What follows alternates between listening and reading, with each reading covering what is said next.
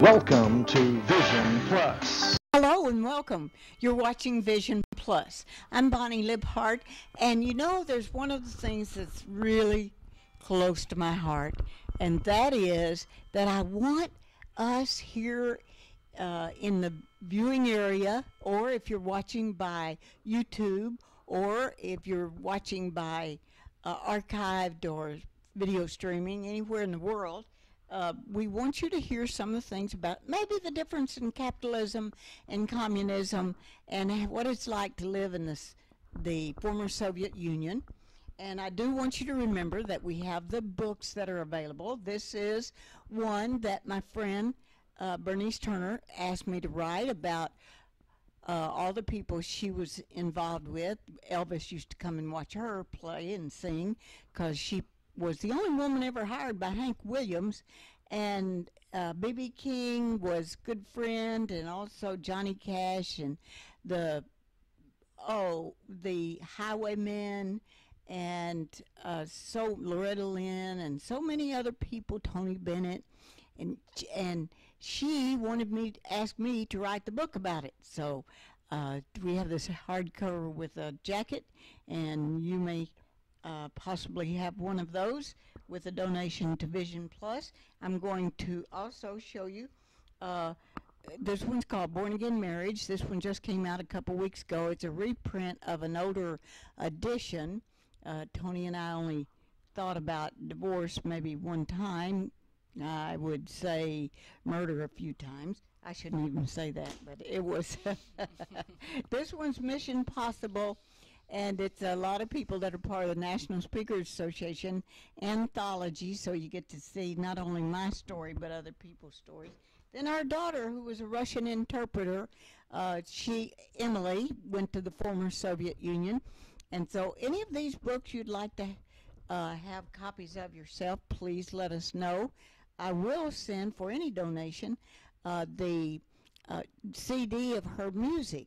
And I talked to my cousin that's in Colorado Springs in the Denver area, and she said, "Oh, it is so beautiful. She has such a pretty voice." And our friend in Lily Alt in Pennsylvania, Lancaster County, Pennsylvania, said she listens to it every night before she goes to bed. So it is a wonderful tribute to her. Then one of them, Build a Better You, starting now, and some other books that we have in 200-300 articles. So we'd like to encourage you to write your life story, and to also encourage you to get your parents and grandparents to tell about when they were children, and then you do the same thing for your children and someday grandchildren and great-grandchildren, so that they can see what it's like to live in this country, because they got to know what you're going through now, because there will become a time, if certain people get their way, that things may change, and we want to find out how it is in another country. So welcome, Arina, Saavy. Hello. Hello, Bonnie, and thank you very much for inviting me for this interview. Well, I want you to tell us a little bit about your childhood, for 16 years of your life. Well, I come from the former part of Soviet Union. It's a very small country called Moldova. It was in Russian, but Russian is my native language. First, we lived that time. I was born, and I lived until I was almost 20 years old. We live in Soviet Union system. It was economical system. It was mental system. It was system with no God. It was very strange system. First 16 years of this system of my life have been lived in with my parents in one room. One room. One room. There was 2 rooms, not 2 bedrooms. It was 2-room apartment. In each room there was a family with 3 people, adults and child, and they was sharing one toilet and one sink. On the level, it was huge building, community building called Общага. I know all Russians know what it means. It's very funny. It's like big, huge family. where people who have nothing actually, they sharing on each level they have minimum 12 apartments and they have been sharing one big kitchen for, let's say, 20 families, and it was almost 80 people because some family has not only one child, they have 3 kids. So it was huge community building, 5 levels, and it was divided by 2 parts. In each part of level was 80 people. And I remember it was one time earthquake at night, and we have only 3 exits. It was horrible. It's not only see how people try to get out this building and how they're stuck on the stairs. This is how we live in socialism, and that level of life actually wasn't too bad. You had, now your parents were considered rich because they both had a job, but they had to share with people who drank all the time and didn't have a job. And you had, tell us about the health and the noise and your favorite time of the day. So, in socialistic systems at time, government have been control everything. They have been government have been control salary, and have been controlling. It's called distributing of wealth. Distribution of wealth. Distribution of wealth. They're saying out of Washington D.C. right now is they want to distribute. Trying to distribute the wealth. So everybody in the United States would have the same, whether they work or don't work, or drink or don't drink. So the funniest part that actually people who poor or they couldn't work too hard in some certain reasons, they think if the rich guys will give them something from their wealth, it will make them richer. Well, it may happen just one time, but it can happen for every day of life, for all life. Why? It was happened one time in Russia. It was 1917. When Bolsheviks, it's a majority of poor people who was struggling with no food. It was like 80% of the Russian people after World War One. They thought that it's easiest way to survive, not only create a balance of economic, to survive. It's kill and rape rich people. They're killing their families, they're killing their kids who do not have responsible. So they kill a Tsar family with, I believe, 8 kids.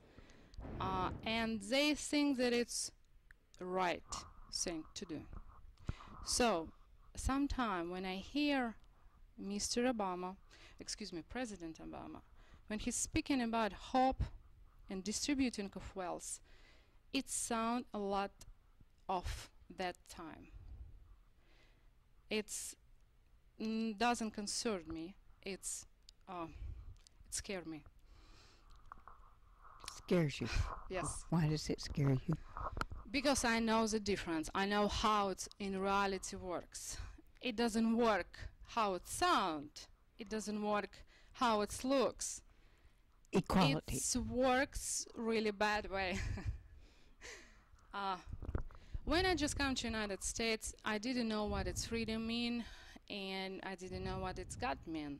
For me, it was big discovery. It's about this two things, God and freedom.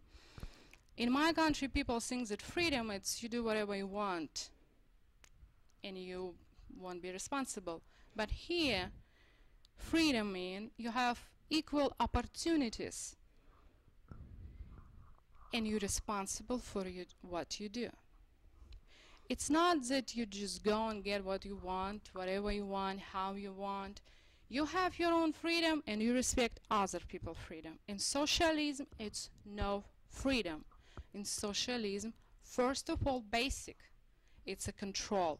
It's a government control masses. It's a government limit your level of living. This is what has happened with my parents. They was working overtime, but they have little bit money.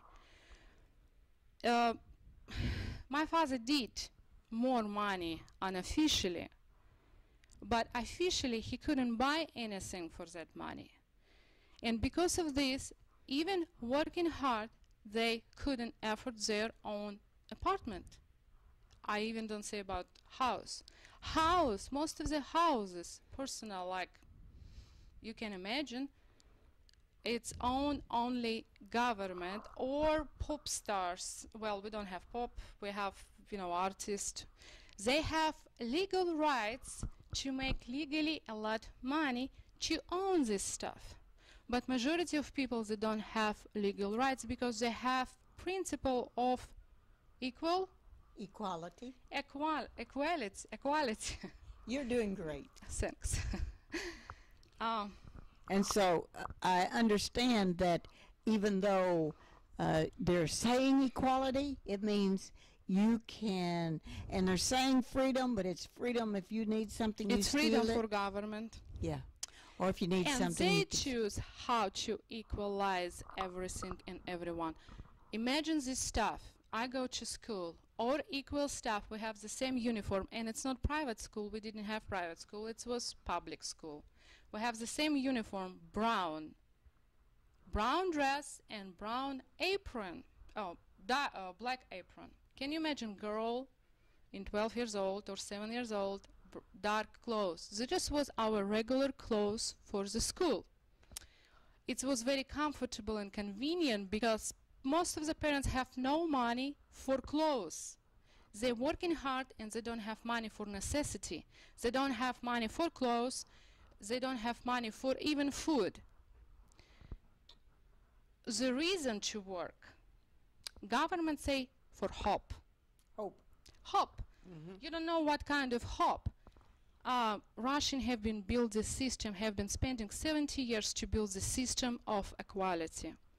And what they end up, before they end up, the highest level of richness for a regular person, hard working. It's not people who has a huge talented or something. Regular person who work hard by hand from morning to night. That is how we have been live in общага, in community building. And all what we can have, it's a hope. We have struggling for hope. And we know, people smart, they know that they have no opportunity to go beyond this. It was like a small box.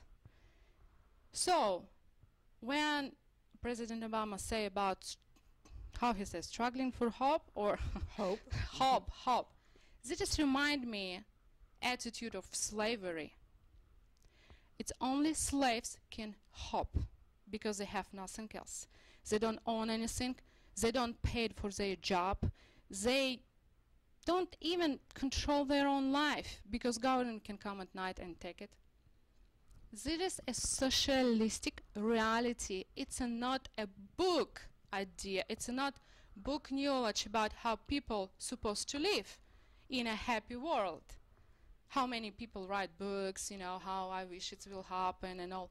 In history of human being, there are no place, there are no country that have been practically proved that socialistic principle can survive and bring people happiness.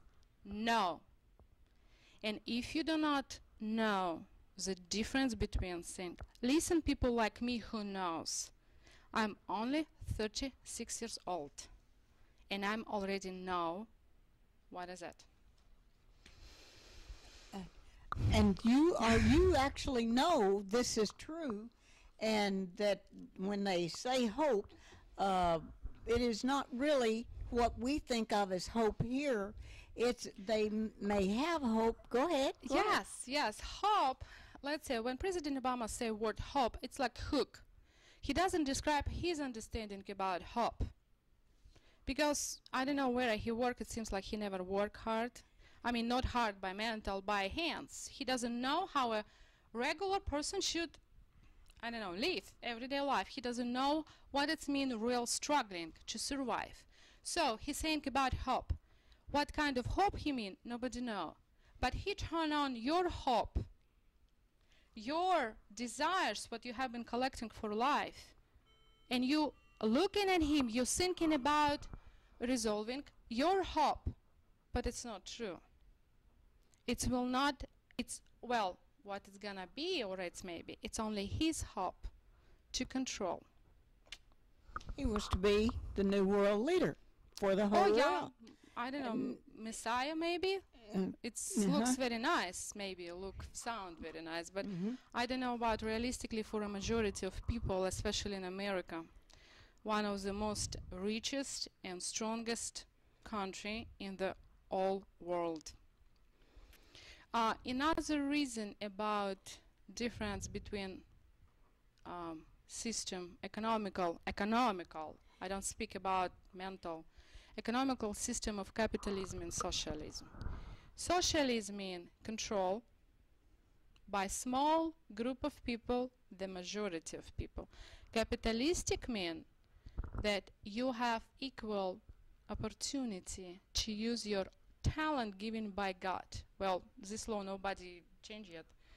You're born not equal, you have different hair, different color, different, but you have the same heart, you have the same head, you have two hands, you have two legs, and you have different talents. So to use these talents you need equal opportunities to use it. You don't need the same level of living with people who don't use their talents, and I don't even speak about their education or something, it doesn't matter. Everyone has their own gifts when they come to this earth, and they need to have equal opportunities. In socialism, you don't have opportunities at all. You don't have it because it's not practical for a government to have, for people, majority people have freedom. This is what it's called freedom, real freedom. So I know the difference. Do you? Well, you said something about last Sunday after church that you had done certain things. Well, tell me about, you said that over in the former Soviet Union, there's God is not worshipped by the government doesn't allow it usually, unless it's just some people that can go over there. And but tell me about how you came to know about God and Jesus Christ and where you go to church. Well, the biggest surprise how I was discovered God, it's when I was feel lonely. My loneliness here was, well, like a new immigrant who, you know, doesn't speak really English, who's wife of American man who work too hard, 12 hours per day. So I was pregnant, and I have a call from home that my mother died. I was 6 months pregnant. It was the time about Christmas, and I don't know where to go. All my Russian friends, they didn't understand what is that. I don't know why. So I went to church, and without knowing any pray, I was pray. That time I was learning how to speak to him. Well, every time I go, every time I learn something more about God, and that I learned that really God is inside you, and if you don't have connection with that, you're dead. So in socialistic country, they are not God. They know your inner world exists. No souls, only brain, only smartness that people can just, I don't know. It's strange. Well, coming to America, I learned a lot of things. Personally, nobody teach me, nobody told me. I have been digging this by my own self, by my own heart, by my own mind, and I learned great things, and I don't want to lose it. I don't want to lose it because I'm here and I'm talking right now to you. And so you prayed, and God became real in your life, and you learned about Jesus Christ, and then you got peace in your heart. Yes, it's helped me a lot. It's helped me a lot, and I still discovering about God a lot, think every day. And what the best stuff what I learned to talk to Him, because I say, for me it's the biggest stuff that I have no really religious background. Even in college I have been taking class. I have choice between taking class of music appreciation and the survey of New Testament, and I take this class just to understand what it's all about. and what it's America is about. I learn a lot. So it's not only achievement, it is part of my personal wealth, and I don't want to lose it. That is so By no exciting one. to hear you say that. That's exactly right, because He lives in our heart, and the Holy Spirit guides us, and He sent His Son that died in our stead, so that we had the chance to have this peace that passes all understanding. And you have that, and it glows in your face, and we see it, so we're so happy. So your mom died, and you didn't get to go at that time, but you did get to go a little later to see your family after your daughter was born, and you went to see about 5 years ago, didn't you? Yes, it was last time. Well, finally, about my family, it's very sad subject. They don't survive. They didn't survive. So I don't go back over there. But you have, you went back that one time when you went, and you found that all of the people that you knew in your childhood, no, they're all gone. Where did they go? Oh, well, they spread around the world. They run because we have been living in socialistic system that it was closed country. We don't go nowhere over the board. No one.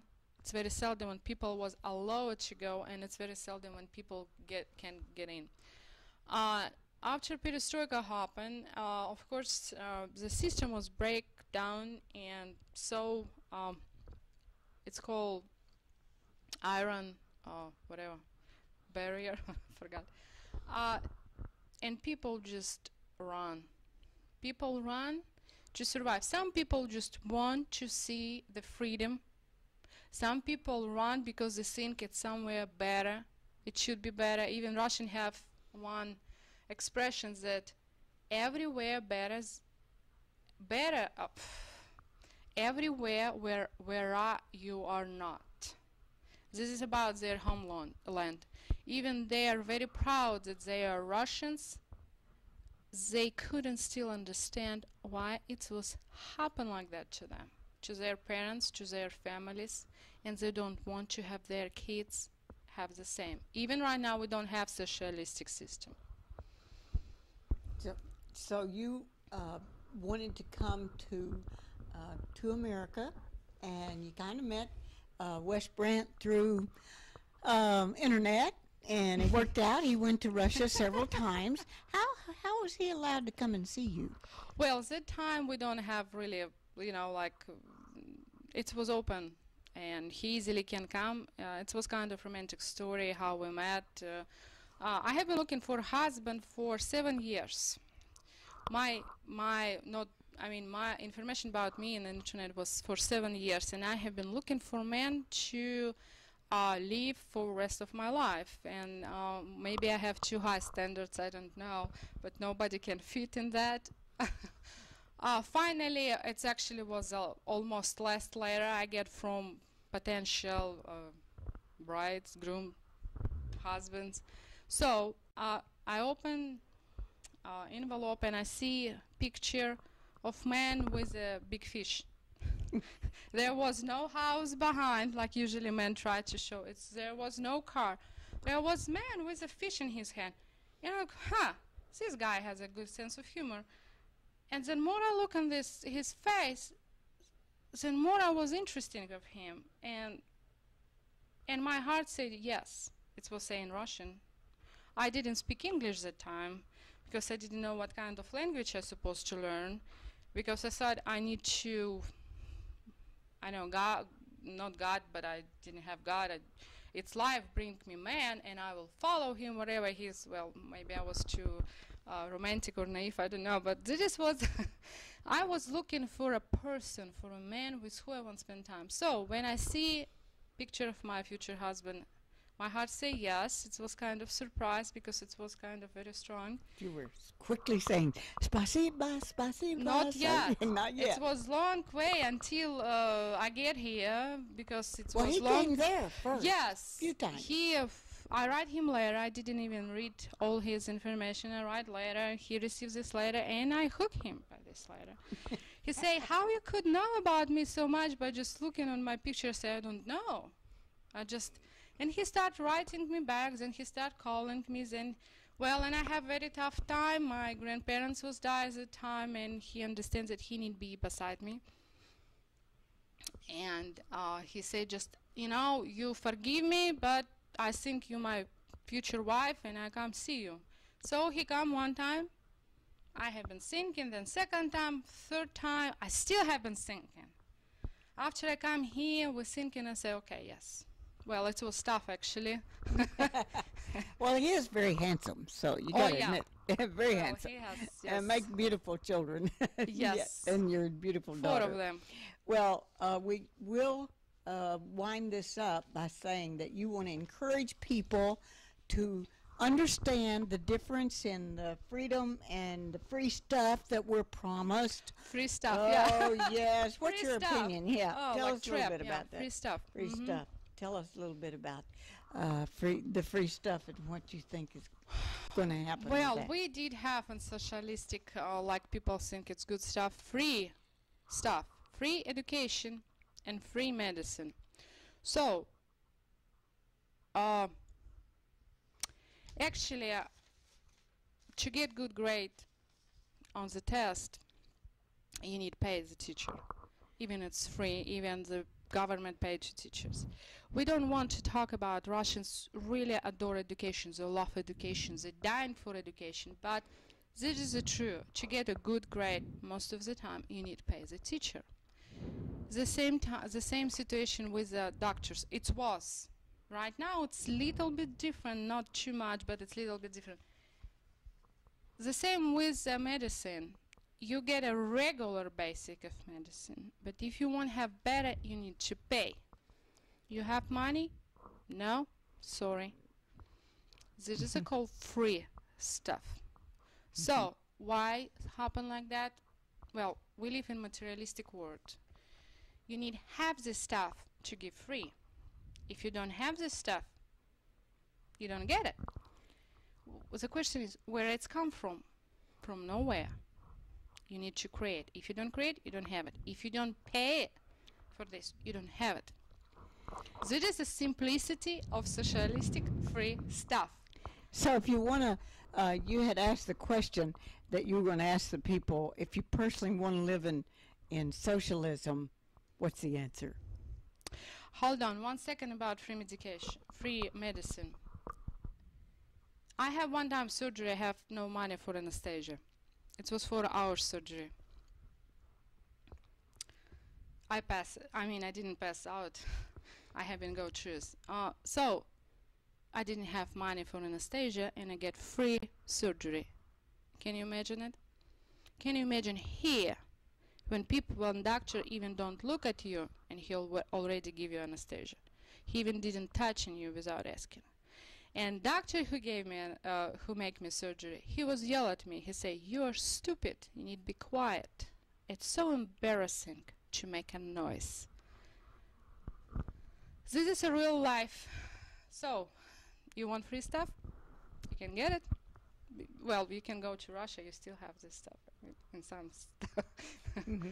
So you had surgery and no anesthesia, and then they didn't want you to yell. Anesthesia, yes. Yeah, No, yeah, they don't want to. There's a lot of other things she could tell us about. In fact, I think she has books about this tall of material already about it. So we want to ask that question: what kind of country do we want the United States to be? Like it is. Okay. Free. But if you want changes, you can change small things. You don't need to destroy everything to rebuild socialistic world. You have choice what to do and how you want to live. So you don't need nationalized medicine, nationalized Yes. banking, nationalize everything. Yes. We need to keep it like it is. Be aware, wake up and see what's going on. And so with Arina, Saavy, and we'll say Brent. Brent. And Bonnie Libhart and Tony helping us this day. Thank you very much, Tony. And we're glad you're watching us, too. We hope that you'll join us the next time. God bless you for watching. Call that toll-free number, and we'll answer any questions that you ask. Bless your heart for watching.